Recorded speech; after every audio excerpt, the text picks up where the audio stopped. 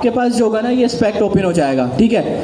अब इंस्पेक्ट के अंदर ना मैं बॉडी एलिमेंट में जाता हूँ, और बॉडी एलिमेंट में आने के बाद ना जब मैं इसको क्लिक करता हूँ और थोड़ा सा नीचे स्क्रॉल करता हूँ ना, तो अभी आप देखना एक डिव एलिमेंट बना हुआ आ रहा है, सही है, ऐसा ही है। डिव के अंदर लिखा हुआ क्या है?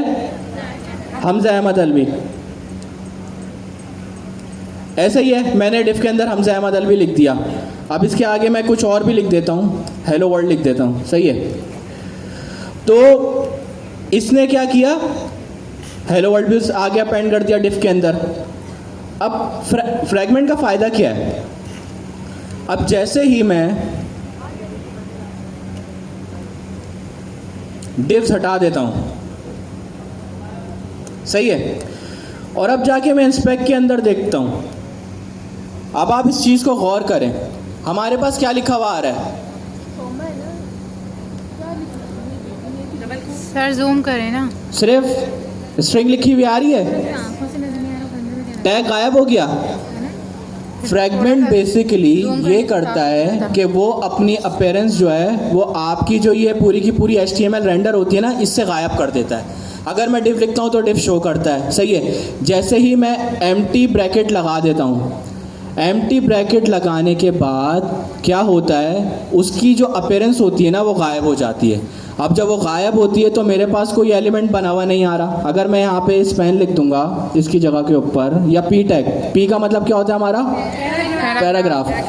अगर मैं यहाँ पे पी लिख दूंगा तो मेरे पास क्या होगा, जो भी मेरा टेक्स्ट होगा, अभी मैंने सिर्फ टेक्स्ट की बात करी, वो पैराग्राफ टैग के अंदर आ गया। अगर मैं इसको पी को गायब कर देता हूँ तो क्या होगा, इटसेल्फ वो टैग भी गायब हो जाएगा। क्या कर दूं? टेबल हटा दें। अब आप लोग इधर आ जाएं, मैं टेबल नहीं हटवा सकता। तो इटसेल्फ क्या होगा, उसका अब टैग का अपीयरेंस भी गायब हो जाएगा। इसी वजह से इसको क्या कहते हैं हम, गोस्ट एलिमेंट, कि इसकी जो अपीयरेंस है वो गायब हो जाती है HTML के अंदर से। तो इसको आई गेस लिख लें, इसको मैं दोबारा रिपीट कर देता हूँ। पहले फ्रैगमेंट का दूसरा नाम क्या है? इसका फायदा क्या है? गायब हो जाता ही है, एग्जैक्टली। नंबर ऑफ बुलियन भी दे सकते हैं, बिल्कुल, नंबर ऑफ बुलियन। लेकिन वो रिटर्न क्या करेगा यहाँ पे? स्ट्रिंग। मैं इधर आता हूँ,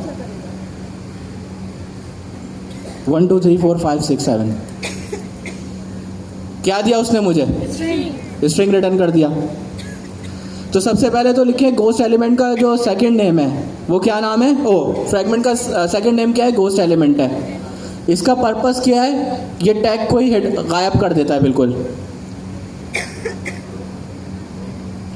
लिख लो मोबाइल में। अब इसके और आगे के फायदे भी देख लेते हैं। फ्रैगमेंट्स का ये आ रहा है, स्ट्रिंग में चेंज कर देता है। रिएक्ट फ्रैगमेंट को गोस्ट कहते हैं, एलिमेंट, गोस्ट एलिमेंट। एक सवाल ये है सर, इसके अंदर हम कोई और HTML का टैग यूज़ कर सकते हैं? यानी इस गोस्ट एलिमेंट के अंदर HTML के टैग और यूज़ कर सकते हैं? कर सकते हैं, नहीं कर सकते? कितने कह रहे हैं कर सकते हैं, और कितने कह रहे हैं हमें पता ही नहीं है? सर आप बता दें। कितने कह रहे हैं? पता नहीं है हमें। हाँ, इसके अंदर हम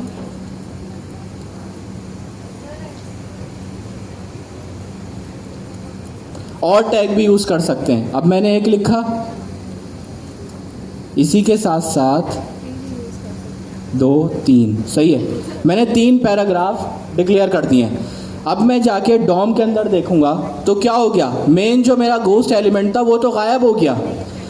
उसने क्या करा, पी के जितने भी टैग्स थे जो मैंने जितनी दफ़ा डिक्लेयर करे थे वो सारे के सारे उसने शो कर दिए।